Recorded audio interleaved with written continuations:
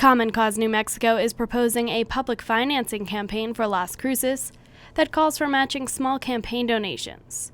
Craig Fenske with Common Cause New Mexico says the system would help engage local citizens in the election process. The candidate would be obligated to go out and make contacts within his district or within the city to really talk and work with constituents, and constituents would have to contribute to the campaign to be for a candidate to be successful in raising money. And those conversations that would be we provide incentives for, I think, are the democracy in process. Under the plan, donations would be matched 4-to-1 for contributions from $5 to $100 for city council races and from $5 to $200 for mayoral races. The limit for matches in a mayoral race would be $80,000 and $15,000 for a council race. Council candidates could only match donations from within their district, and mayoral candidates could only match donations within the city. Any donations accepted from outside the city would still have to be under the small donation cap.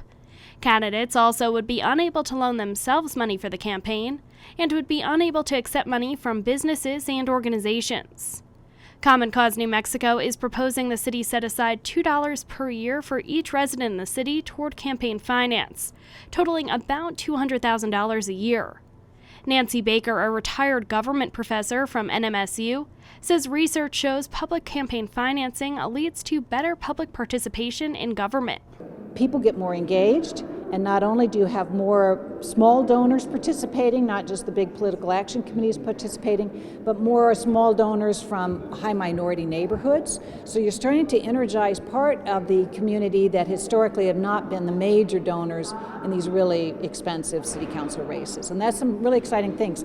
More people get involved. The more people get involved, they're talking to neighbors. It increases public turnout. Mayor Ken Miyagishima says public financing will not stop outside money or big donations, but could help political newcomers. It lets those who want to serve in government the opportunity, that may not be able to raise the money, may not have special interest behind them, and I think it gives a little bit of a sense of comfort to the electorate that, hey, you know what, this person may be pretty good for office. Councilor Ceal Levatino says she has concerns with public financing in Las Cruces. My major concern is whether it violates a person's First Amendment right.